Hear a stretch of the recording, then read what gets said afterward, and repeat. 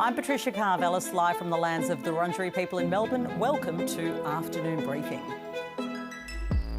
Labor plans for Australia's critical minerals revealed, but the Prime Minister stopped short of saying it would be a bargaining chip in negotiations with the Trump administration. So, is it a coincidence this announcement came just hours after US President Donald Trump revealed fresh tariffs on Australian exports? Labor frontbencher Anne Aly will be with me shortly. The Coalition unveils a $90 million package for domestic and family violence, including plans to criminalise using a mobile phone to intimidate.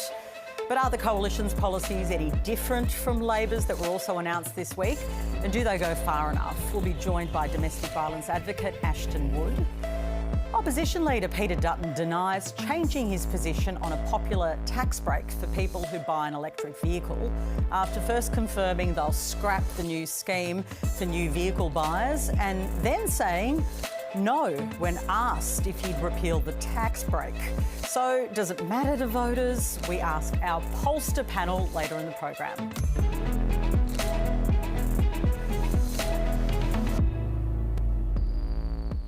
With another public holiday looming tomorrow, Anthony Albanese and Peter Dutton hit the ground running today. Both sought to clarify some murky details from the campaign trail. The Prime Minister conceding he did fall off the stage in the first week when asked about his worst moments so far during a business breakfast in Perth. And what's the worst moment of this campaign so far? Probably falling off the stage. Now, you said that was not a fall, you said. I didn't fall flat on my butt, involuntary loss which is of altitude. what I was asked. I sort of stepped out there. See here, this is called good occupational health and safety. There's white there. Yep. That wasn't there. Good on WA. Oh, heavily unionised down here. Cessnock has a lot to learn. Meanwhile, Peter Dutton was forced to clarify some points of his own, insisting he had not backflipped on plans to repeal a popular electric vehicle subsidy. Now, the Coalition confirmed it would scrap the scheme for new vehicle buyers, even though the opposition leader said no when asked just days ago if he'd repeal the tax. It's been very confusing. Now, the opposition leader told reporters today there was no change in policy. No, there's no change to the policy. What we said was that no, there's no change to the policy, and no, we've been very clear. We don't support a $14,000 tax on a Ford Ranger. We don't support a $12,000 tax on a Toyota Hilux. I was asked about both of those issues, and that was the answer that I gave, and you referred to that. We're not going to support Labor's big tax on cars and utes. We've been clear about that, and we've been clear in relation to the policy on the EVs. Our policy hasn't changed. I'm joined now by Labor's Anne Aly. She's a frontbencher in the Albanese team. Welcome to the program. Thank you, Patricia. Liberal campaign spokesperson James Patterson says Peter Dutton has been misunderstood after he was forced to clarify this issue. And the Shadow Treasurer too, Angus Taylor, said that he actually misheard or didn't. There's obviously a lot of chaos in these press conferences. Is that fair enough? I mean, do these kind of moments happen in campaigns? Well, this seems to be happening quite a bit to Peter Dutton, I would say, Patricia. I mean, this is not the only time we've seen him backflip over the course of the campaign, and I think it's incredibly confusing for voters to know what Peter Dutton stands for when there's this schmozzle and this chaos, not just in him but in the whole team out there during this campaign. I think, hundreds of thousands of Australians are already going to early polling, and the only thing that they can be sure of is that Peter Dutton will cut public services, he'll increase taxes, and he'll cut wages. He's been pretty upfront, actually, about repealing the tax cut so he can pay for more spending on defence. Do you consider that transparent? I mean, he hasn't kind of been tricky around telling us what he plans to do. He says he'll take away the tax cut because he thinks defence spending should be increased. Well, he keeps making all of these policy announcements without any costings. A lot of them are being made at the 11th hour. even while people are going to the polling booths, there are no costings, there are no details to any of the things that he's announcing. And I think that, you know, he's left Australians with this void of policy and just these announcements. And without that level of detail, without that kind of, you know, telling us how he's going to do things, the only thing that we have is that he's got a nuclear fantasy and he has to have some cuts somewhere in order to pay for that. The other clarification, there were, you know, both campaigns clarifying things. The Prime Minister was on stage in Perth, your home state, is there a lot, clarifying, you know, that he did fall.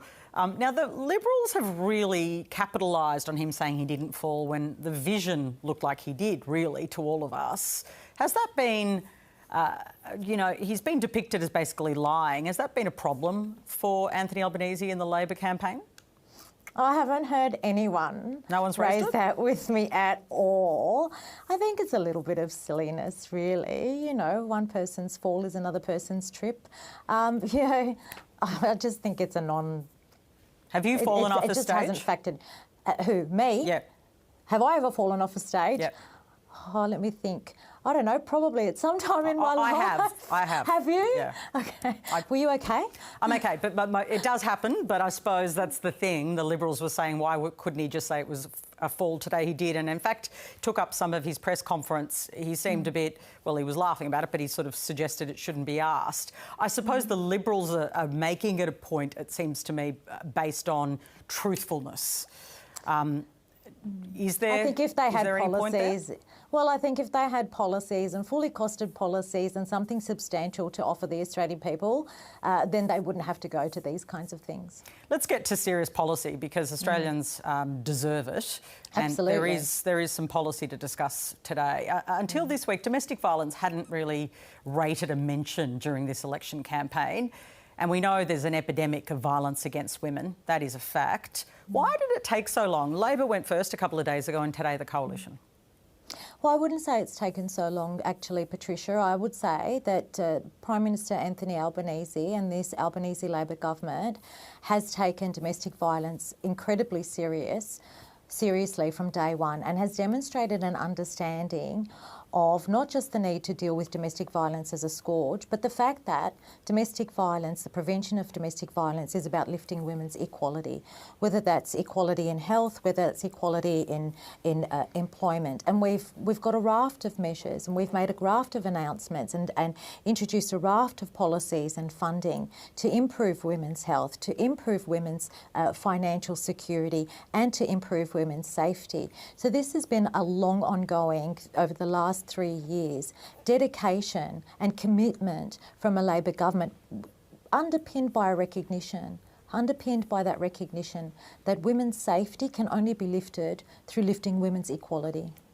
The Coalition today announced it will criminalise the use of mobile phones to threaten and track partners and also to create a national register to allow police to share information about, violent offenders.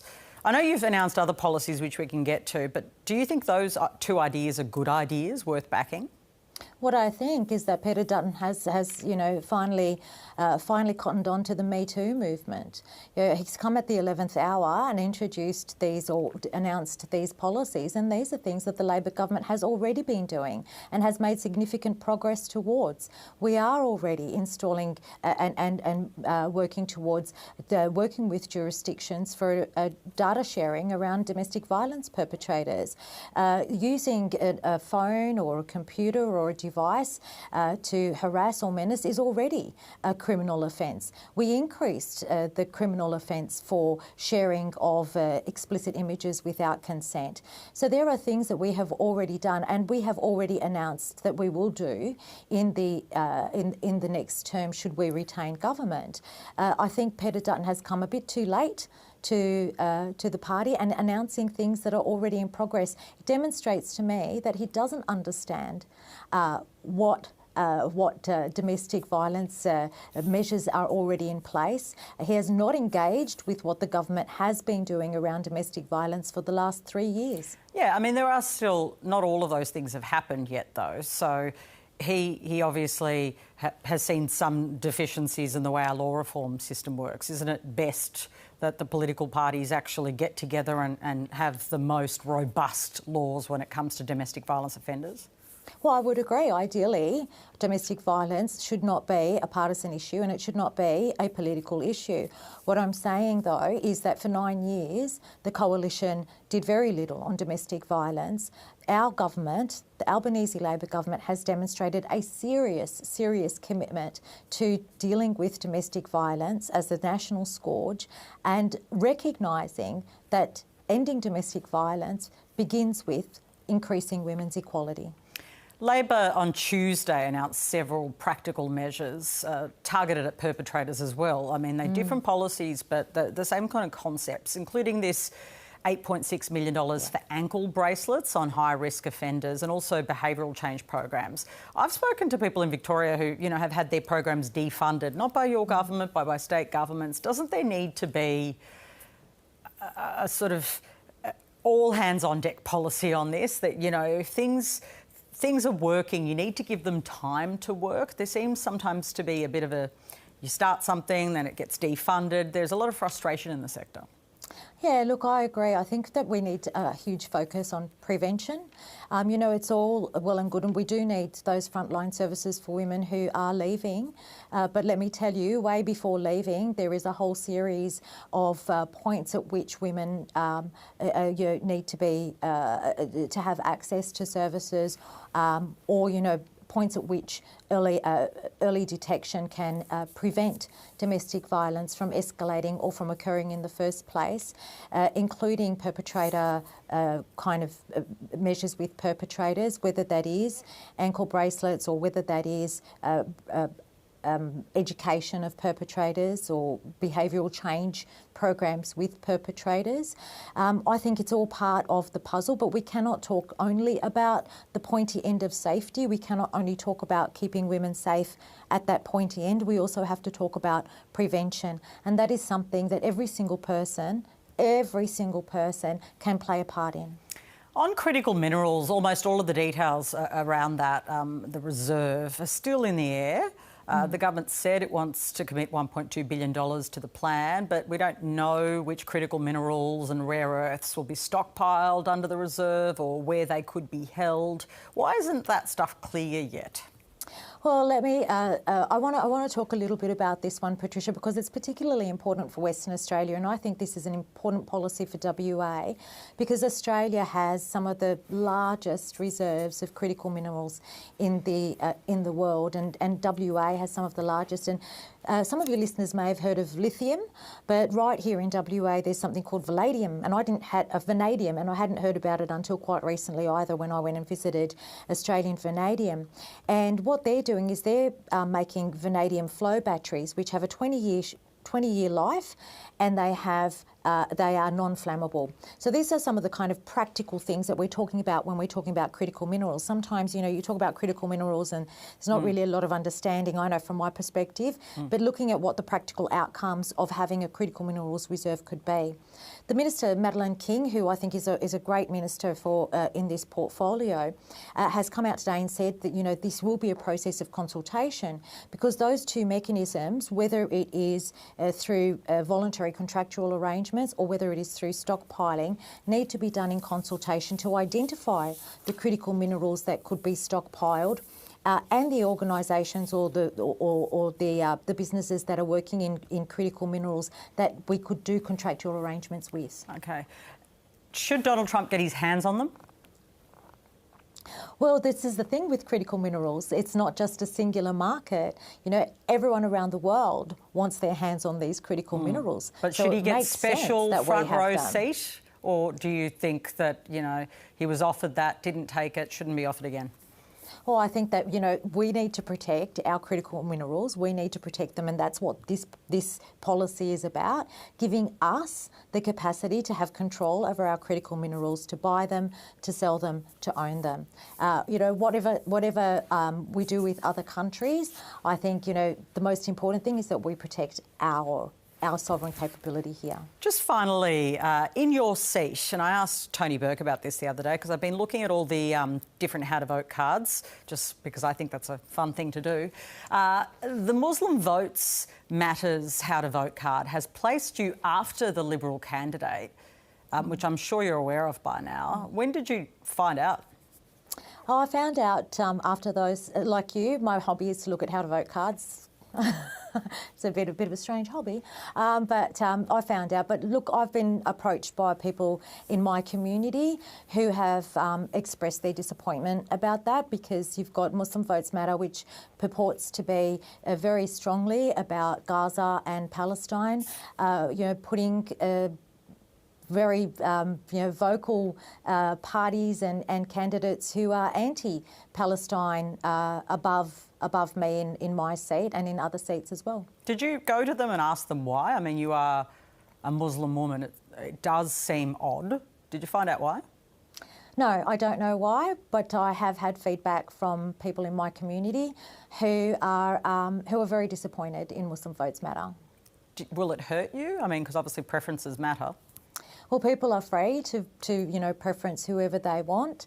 We'll find out. Right now, I'm focused on not just winning my own seat, but ensuring that we return an Albanese Labor government. Anne Aly, always great to speak to you. Thank you. Thank you, Patricia. So in the ACT and the Northern Territory, senators are up for re-election every 3 years rather than getting a 6-year term like other senators do if they represent a state. So that means you're up every 3 years like in the lower house. One of the senators up for re-election is the ACT Independent Senator, David Pocock, and he's my guest. Welcome. Now, I'm really curious first, since I was going to How to Votes, I'm going to go to How to Vote on your campaign. The Finance and Public Service Minister, Katie Gallagher, has put you second on her How to Vote card, but you don't seem to have returned the favour. Why not? As an independent, my view is that should be up to people to decide. And so on my How to Vote card, I've got one for me, and then 2 to 6, it's up to people to decide who they want in the order that they want. I think preferential voting is a really powerful thing, and people can really maximise their vote by ensuring that the least worst candidate gets up on the day. And so that's been my approach last time I ran, and also this time. And I guess to your point about territory senators being up every 3 years, there's also only 2 of us. That's right. Whereas there's 12 in the States, and I think that is something that we should be changing going forward. Yeah, well, but it's not on the ballot right now. It's just you're all up and you're all campaigning. OK, you've explained that why you don't do it back, but how did you get Labor to put you number 2? I guess you have those, my team had those discussions with all the parties about how they were going to preference or suggest to people that they preference. And I think if you look at what the Liberal Party is suggesting when it comes to the public service and what that'll mean for Canberra, I think I've got a track record of actually standing up for people in the ACT. I'm a senator for the ACT, I'm an independent, and I very much view my job as listening to people and then getting in here and actually advocating for good outcomes for people in Canberra. Well, you've gone to the point I want to go to, because it is a big story today. We'll talk about Peter Dutton's comment in the press conference that the 41,000 public service job cuts will come exclusively from Canberra, which is, of course, the territory you represent. He says still, though, of course, as we know, it will be through attrition and voluntary redundancies, so no one will be forced. What impact, given those caveats, will it have on Canberra and the ACT? That would devastate the ACT economy. It would plunge us into recession. 41,000 would knock 10% off our gross territory product. This is reckless policy from the opposition, and it's reckless politics. Trying to import this US sort of Doge-style Elon Musk, Donald Trump politics where we vilify the public service, we vilify our capital city to try and get votes elsewhere. yes, we should be expecting more of the public service. We should be building up their capability, really pushing leaders in the public service to be delivering, to have really high expectations of them and their departments, not of slashing it like this. And if you look at what Mr Dutton has said, if you don't touch Home Affairs, if you don't touch frontline services, if you don't touch our security agencies, you're probably left with about 5,000 public servants trying to run the whole thing, which you can imagine what that's going to do for service delivery across the country. It would be devastating. I'm interested in the response you've had today from public servants in Canberra. I mean, you know, they're kind of high information voters, public servants, as it is. So I imagine it was not missed, this comment that it would all come from Canberra. How have people responded? Well, clearly people are concerned. They know there's one uncertainty about their jobs, but they know what this would actually mean for the country. And you know, what a hero to punch down on a group of people who are legally obliged to not say anything in public. They can't say anything. They can't push back. It's really disappointing politics. And yeah, I hope people see it for what it is. This is pure Canberra bashing. It's not based in anything that will actually make our country better. Only 39% of the public service is in Canberra. The majority of public servants are across the country actually serving their community. And I think the thing that we saw through COVID, in the wake of robo-debt, if you're a veteran, you actually need a strong public service serving Australians. So the clarity that they've now provided that they'd all come from Canberra, does that give you even, I mean, if you're campaigning, it looked to me like you were likely to get your Senate spot back and Katie Gallagher was likely, but I imagine that kind of gives you even a bigger kick along with votes in Canberra. I mean, the Liberals used to have a Senate spot, of course, before you won the spot. What impact do you think it's going to have on their vote? Well, we saw a decade of a coalition government that really neglected the ACT. They didn't invest in our national cultural institutions, things like the National Gallery had a leaking roof, and they didn't invest in Canberra as a city. You know, they had a $10 billion program of city deals. The ACT was the only jurisdiction to not get a city deal. I think off the back of that, Canberrans had a bit of a gutful and saw an independent option and said, let's give this guy a try. And you know, every day I've really pushed hard for people in the ACT, and I guess as an independent, I'm standing on my record and really listening to people, and then coming into this place and fighting hard for people in the ACT. Just a couple of other questions before I let you go. Critical minerals reserve with more details announced today. Do you think the idea has merit? Potentially. Very light on details. Would love to see more. It's been pretty interesting how the major parties have rolled out some policy that really doesn't have a lot behind it. I think in principle, sounds like it could be an idea with a bit of merit. One of the things I think we really need to keep in mind when it comes to critical minerals is we've had this huge boom in gas exports, and we really haven't benefited much as a country.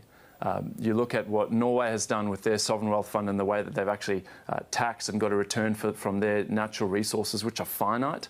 When it comes to gas, we've basically been happy to give away over half of our gas for export for free, collected very little tax from those same companies. I think when it comes to critical minerals, that actually needs to be part of the conversation too.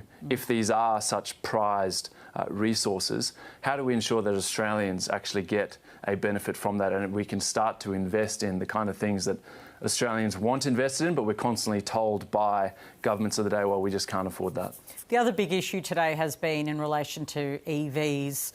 Peter Dutton confirming the policy is still, there was confusion, but is still to get rid of that, essentially that concession on buying EVs. It ended up costing actually the budget more than it was expected to. What do you think of the clarity around that now that they would repeal that? I think it'd be bad policy to repeal it. This is about accelerating the transition and ensuring that we're actually creating a much bigger second-hand market for EVs. And so EVs are good for saving money. They're good for our national fuel security. I think that is something that doesn't get talked about enough. The transition to EVs will actually ensure that we're not so reliant on imported liquid fuels. And so I think it is actually good policy. And I don't see why we'd be unwinding it, given how popular it's been. And I think given how much we need to speed up the transition at a time where people want to be able to charge their car off their solar panels and drive past the servo and not have to put in fuel. That needs to be available to more and more Australians, not less. Just finally, I'm fascinated by what you have seen on the ground. What is the mood like? I mean, we are basically at the tail end of this election. There's about a week to go. A pretty important week, I've got to say, but still just a week to go, 4 weeks down. Are you getting the sense, I know you wanted a minority government, but there are some signs that maybe Labor will get a majority. How do you see it? A little bit biased as independent, but I really hope we do end up with a minority government. I held a housing forum on Tuesday night, a youth forum last night, and there's this overwhelming feeling from people that the major parties just aren't dealing with the root causes of the big issues we're facing. We've seen a tragic short-term thinking in our politics in Australia. What do I need to do just to get re-elected, rather than what's going to be good for the country over the long term. I think what we see in independents and some of the minor parties is a real commitment to make hard decisions now that actually set us up. And I think that's been one of the frustrating things about the election campaign, is that we haven't really seen any big ideas about our future. There's been a bit of bribery with tax cuts and a bit of money here and there, but nothing that really speaks to what kind of country do we want to be? What are we going to do with something like Job Seeker, where we've got so many Australians living in poverty? I just haven't seen any of that vision from the major parties, and I think independents, if you're listening to people you represent, are hearing that loud and clear. What we've been doing isn't working, so let's do things differently and let's do things better. Senator, thanks for joining us. Thanks, Patricia.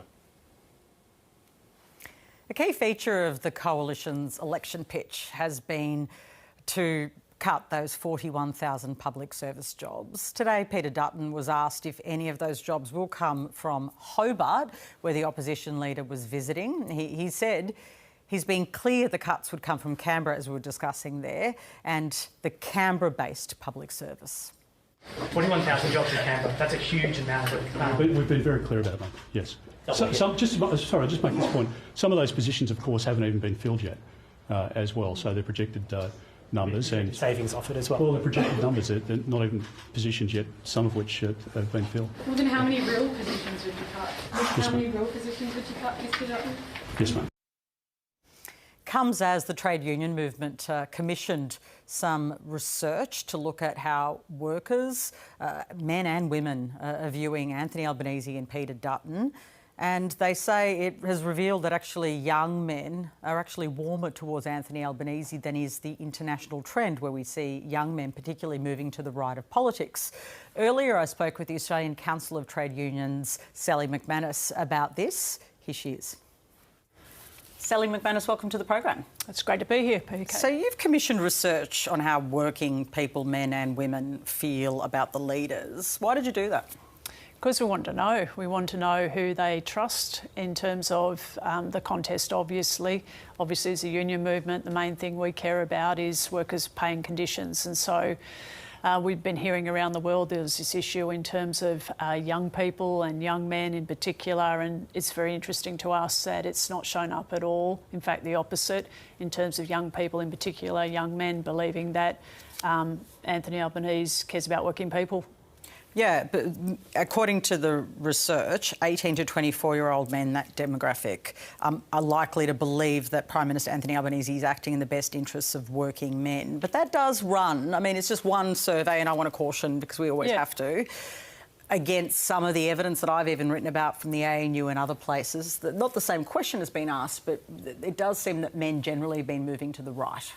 Yeah, I think in the end, like, people also do think about their interests and their self-interest, and what's on offer this election obviously is the context of that particular survey. So you've got to take it within that context.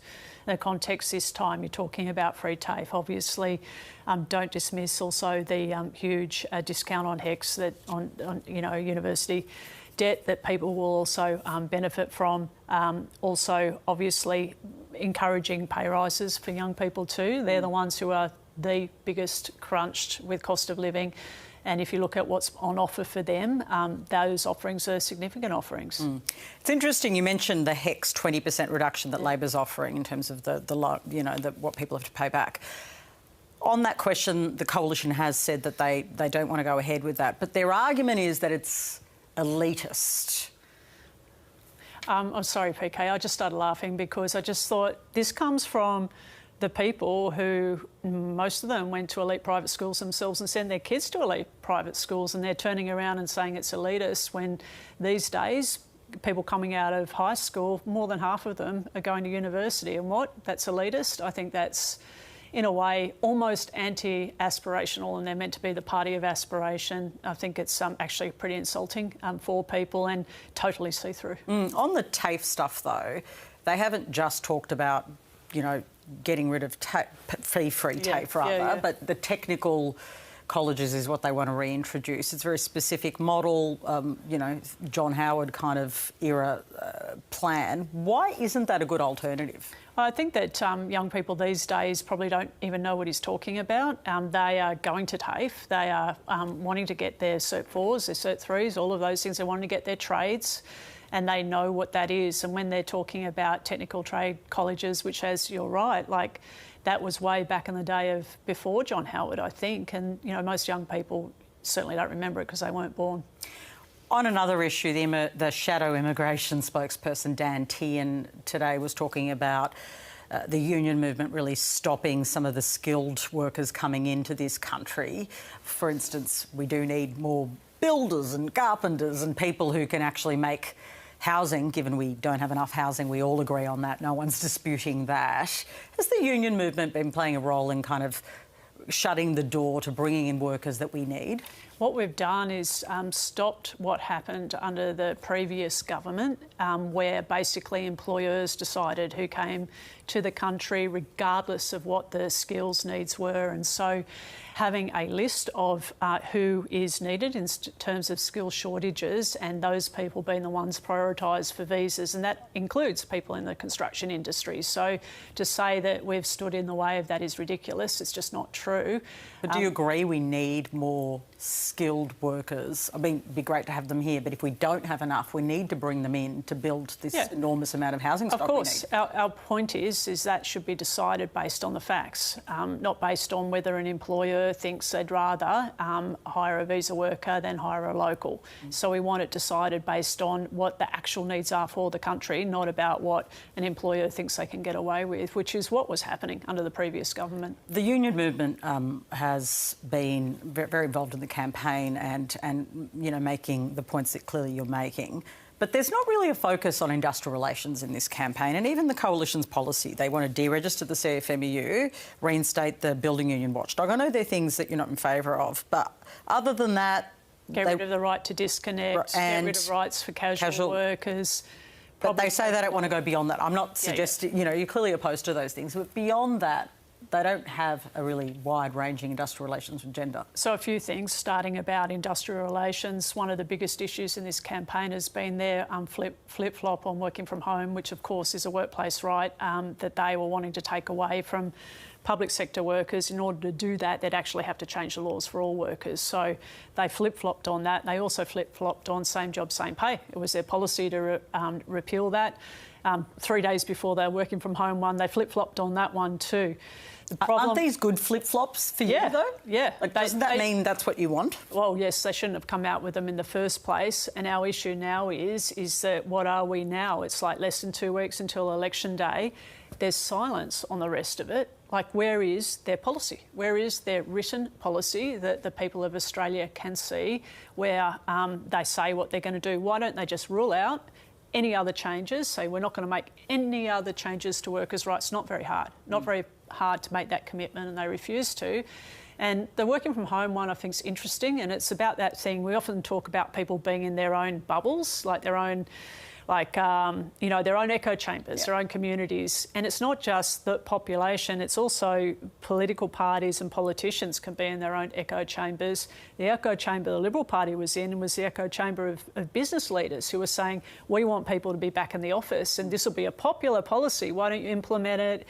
Everyone will support it. Yes, there'll be a few whinges.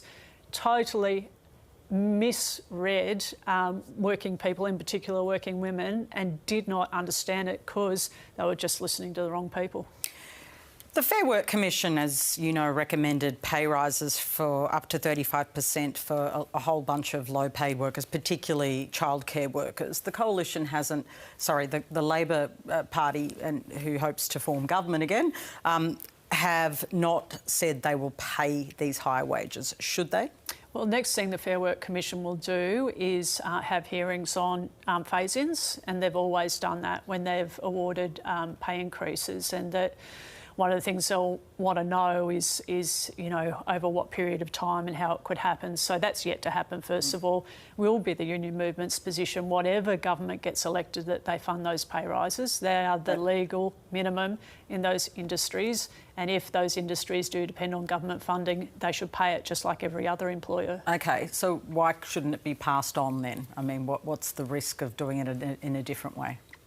Well, it should be passed on. No, passed on to, because the alternative they've warned is that it would be passed on in fees. I mean, it's an important point, like that some people would say, why should the government keep coming in and paying these wages? Because this is the fair price of labour that the Fair Work Commission, the independent umpires, decided for childcare workers that you're talking about, that they should be paid that because they've been undervalued for that period of time. You can't on one hand say we care about equal pay, we care about making sure that all working people are respected and paid for the skills and paid for what they do, and on the other hand not fund it. Like, there's just sort of a basic principle about what you believe in, and if the Coalition or Labor aren't committing to that, that's a problem. But I believe that absolutely the Labor Party and probably some of the minor parties would support that.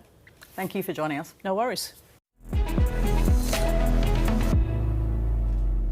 Last night, opposition leader Peter Dutton announced the Coalition's pledge of $90 million to tackle domestic violence, including criminalising use of a phone or computer to intimidate, spy or track a partner. Now, with a woman dying every 4 days, being killed by their partner, domestic violence experts are welcoming these changes and urging Labor to match that particular promise. I'm joined now by Ashton Wood, who's a founder of DV Safe Phone. Welcome to the program. Thank you so much for having me. Ashton, is $90 million enough?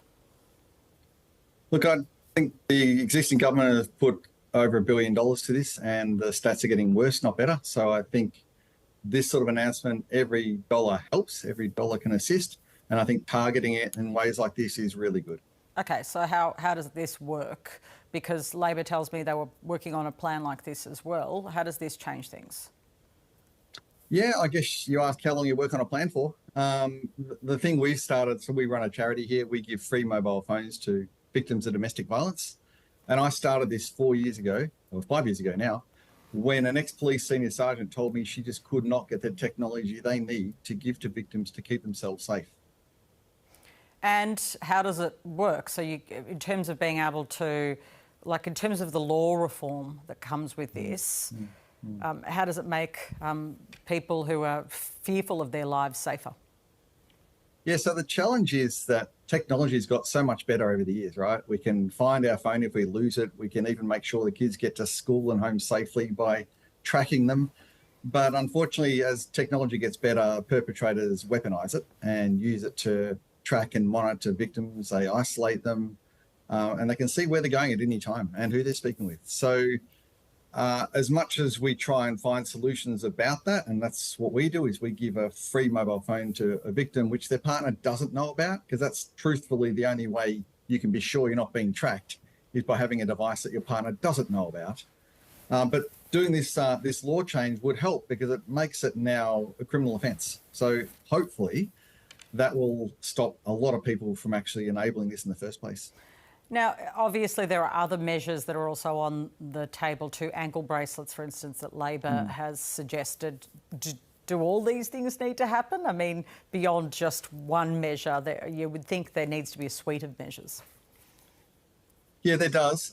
So I think all the technologies have a place. I think ankle bracelets are a big thing to do. They're obviously hard to enforce, embarrassing for people to be wearing. Now, a lot of perpetrators should be wearing them and should be embarrassed about it, because why are they wearing it in the first place?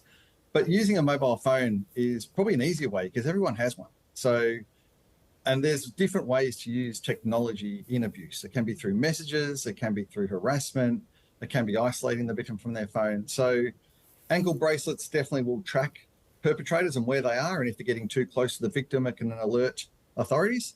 But I think this law around the use of mobile phones for tracking, monitoring, stalking, harassment is really key and really important.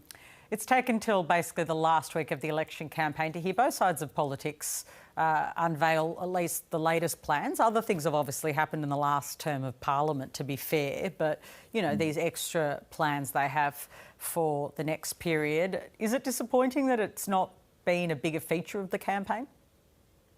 Yeah, it is. Domestic violence it's been talked about for a long time. It's an issue for a long time. When I started this charity 5 years ago, it was because I'd heard about how bad domestic violence was or is. Back then, a woman a week was being killed. Now it's a woman every 4 days. So why is it getting worse, and why are things not being done all the time, just not up to election time? Yeah, I mean, the government would argue that they'd put in a big investment in trying to deal with the scourge of domestic violence, and it is obviously a pretty difficult thing to turn around. Do you give them any credit for having put a focus on that in the last term of Parliament? Yeah, look, there's been a lot of money put towards it. As I said, over $1 billion. We always ask, where's the money actually going? Like, where's the results? Show us the measures of the changes. We're giving mobile phones to over 400 different police stations, safe houses and hospitals. And I can tell you now, there's a lot more safe houses out there that need money right now that would fix a big part of this, which is finding people somewhere to live safely or move safely, whether it be temporarily or for long term, and with a device that the partner doesn't know about. So they're not complex solutions at this level. And there's a bit of frustration, I think, around a lot of people in the domestic violence space saying, well, come on, there's some things that can be done right now that can make a difference right now. Have you been lobbying for this particular change in the lead up to this? No, we haven't been lobbying around law changes. We've been lobbying around getting devices into the hands of survivors. That's been our big part of the lobbying, is let's do more at the grassroots end, at the end, the safe houses, the technology. Let's do more to help survivors get the confidence and support to leave, and help them stay away from the technology abuse.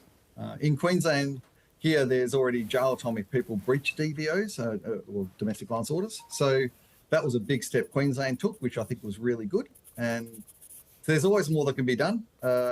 Like you said, it's great to see it being talked about now. It's just a shame that it takes an election to bring out the new ideas. Yeah. Many thanks for joining us. It's been a good conversation. Thank you. Thanks for your time. I'm joined now by our regular Pollster panel, Red Bridges, Cos Samaras and Tony Barry. Welcome to both of you. OK, tomorrow is Anzac Day. We began the week with Easter, and then, I think very sadly, particularly for the Catholic world, but beyond, we also had the Pope's death. I've spoken to campaign people on Liberal and Labor side who tell me this week has basically not shifted the dial or had any impact on voters. Is that how you see it? Yeah, and of course it's very hard to punch through that media cycle with such a historical event, which sort of increases the curiosity of why you would leave policy releases to the last minute, given that you have to sell them to a very disengaged electorate in a very fragmented media environment. So this week been a bit of a write-off in terms of the campaign? It has also been probably highlighted from the coalition's perspective as to why they are in such a dire situation politically right now. They've waited way too long to start their campaign, and they've treated the electorate like it's 2001, and that is a media market that is a bit more stable and easy to get to. Yes, such a good point. OK, let's go to the 2001 media market. How have they misunderstood the media market? What are the flaws of the campaign? Yeah, I mean, 2001 were the good old days when media was a lot more simple for the jobs that we used to do. All of the jobs we used to do? But I think it's still the case. No one's really, truly worked it out. Even in America, they're experimenting with different things. But the media environment changes so much. Like, I mean, podcasts were very in fashion at the last presidential election and used to reach those sort of vertical audiences that you wouldn't normally reach, like a sports channel or a finance one or so forth. So, look, it is incredibly difficult to reach out to voters these days. The old days of just getting the splash on the newspaper and driving the radio and the TV's flowing from that and you control the 24 hours are long gone. And I wouldn't say anyone's mastered it. Labor's done a pretty good job this campaign, but I think the flaw in the coalition campaign was releasing their policies so late. It just puts a lot of pressure on you to punch through that media cycle. The other thing is, this week the coalition has focused at the beginning of the week on crime, which is more often a state government issue, but something that I think that Peter Dutton feels really comfortable territory in. Ex-cop, it's an area he's comfortable in. And then defence. Now, every time I have you on, you tell me cost of living is the main game in town. Those are not cost of living issues, but it's been the focus of their campaign this week. What do you make of that? OK, so who have they got a problem with at the moment and who is actually sinking their campaign? They're basically Gen Z and millennials who were intending to vote for the coalition or reported to us as pollsters that they were thinking about it. So the majority of votes that they've lost in the last 2-3 months has been largely these generations. What do they tell us? Well, it's housing. They can't get into a home. Their rent's up through the roof. The mortgages are killing them. They can't find a GP to block bill because especially young mums. All these issues are practical bread and butter issues which are keeping them awake at night. They're not really animated about crime. Crime's a thing that's probably a state government issue. It's acute in some electorates, though. It's very acute in some electorates, but it's not a federal issue. And voters are savvy enough to understand that. And so, again, they're campaigning on issues that make them feel comfortable but don't win them votes. Is that how you see the comfort zone of... Because this week has very much been the national security week for the coalition. But I think even leading up, at the start of this year, pre-campaign period where, Dutton was in a sweet space, 52-48 on most published polls, had prosecuted the case for change. There has been a tendency, and I've seen this inside campaigns before, when things aren't going right or you don't have much of a story to tell about those salient issues, you go back to your safe space. And for the coalition, that's sort of law and order, defence, national security, sovereignty, and those sort of issues, which are important, incredibly important, but they're not driving the vote. So I have noticed a bit of that, which sort of is probably, his office does have a home affairs background, and that's the playing field that they're most comfortable in. Yeah. And so for voters, I suppose this week who were switched off, it's not necessarily damaging? Well, when you're behind in the polls, OK, it is damaging. You do need to catch up. OK, I got that wrong. You're not going to catch up by talking about issues that aren't aligned with the electorate. Also just reminds these voters that they've got a problem with that the coalition is out of touch. Do they look out of touch at the moment? Yeah. Why? Well, we can talk about how they started the campaign. A policy around work from home clearly misread the electorate's mood on this issue, particularly, again, we go back to young mums, millennial young mums, who use work from home as a way to actually survive the inflationary crisis. You know, it saves them money, but also keeps them sane. Clearly, the research wasn't done there to work out is this going to fly electorally, and clearly it was not. And so again, that's just sent a very strong signal that they are not in touch with the basic needs of the voters. They need to shift to win an election. Now, none of us are psychologists, but we've watched leaders for a long time, all of us, right? And it's my sense, watching them closely, that certainly the Prime Minister has a sense of... He's got his mojo. He feels like he seems so comfortable. Clearly he's more experienced than he was at the last campaign. Peter Dutton has... Today, I really think he had a pretty scratchy press conference and really struggled to deal with the many questions coming at him. How do you read their performance? All leaders are confidence players. Even Malcolm Turnbull, who had enormous self-belief, and justifiably so, was a confidence player.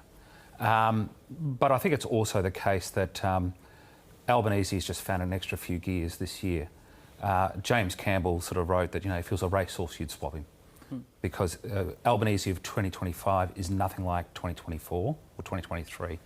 He talks in shorter, sharper sentences. He frames things. And, you know, it always used to be the case...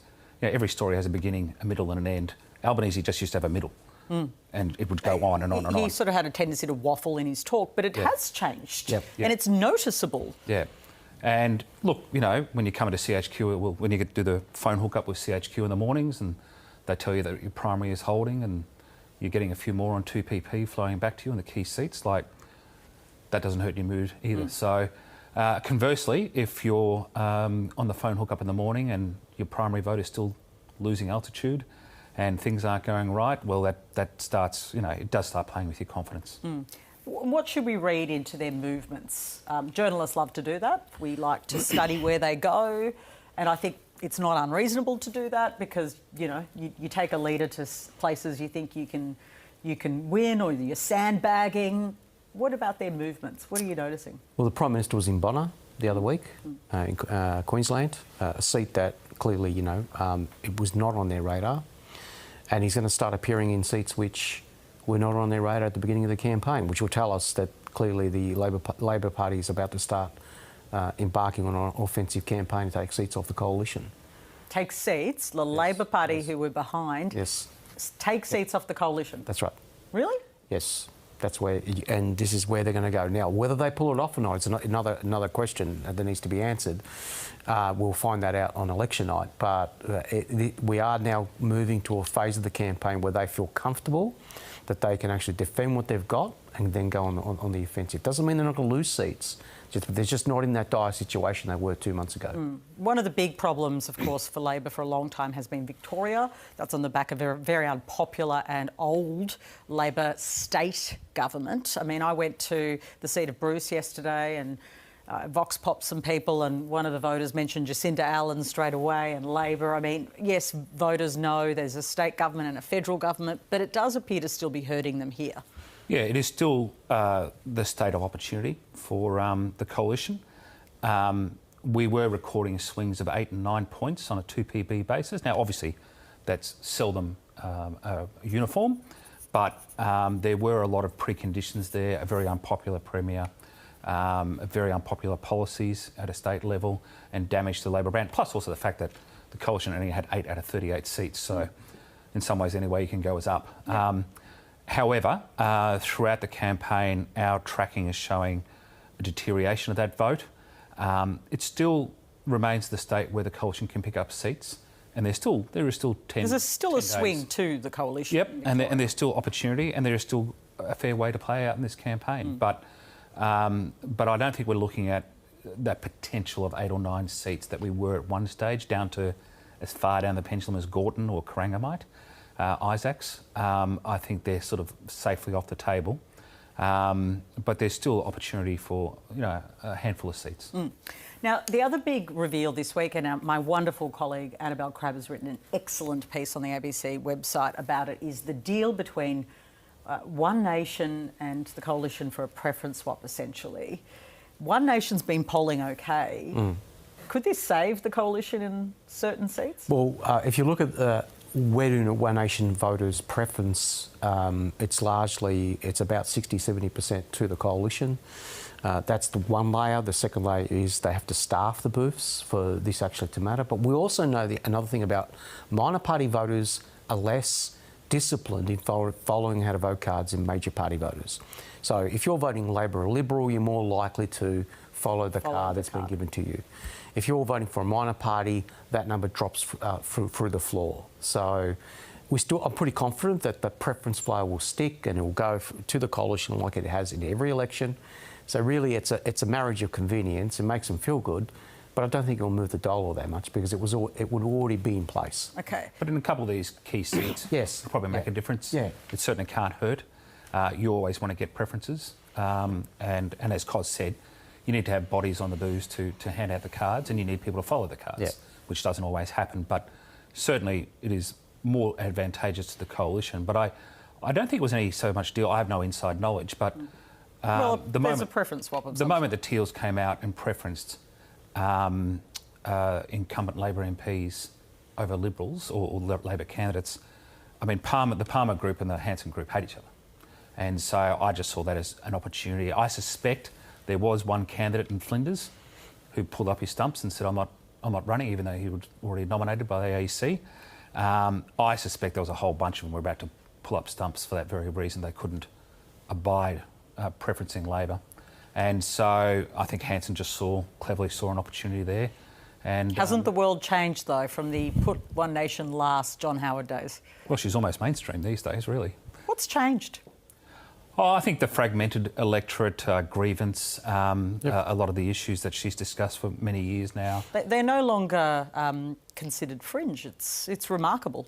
Well, you know, debates about immigration levels, and I'm certainly for a higher skilled immigration, are now more mainstream because, you know, people do see stretched resources on infrastructure, roads. You know, seeing your GP in some of these suburbs can take 2-3 weeks, and they sort of link all that to immigration. Yep. You got thoughts on that one? Well, I think One Nation is now, as we discussed, it's part of the furniture.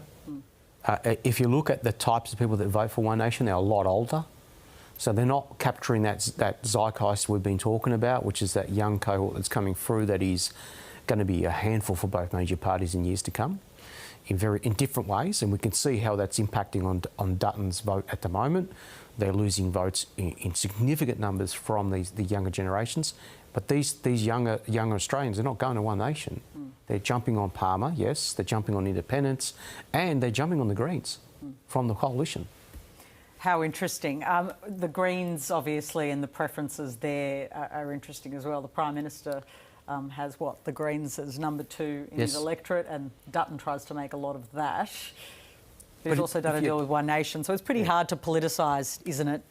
Preferences when you're also... If you're voting Labor, you're not really agitated about the Greens. And the further we go down the age groups, the more likely we will find people who actually, at times, shop between the two.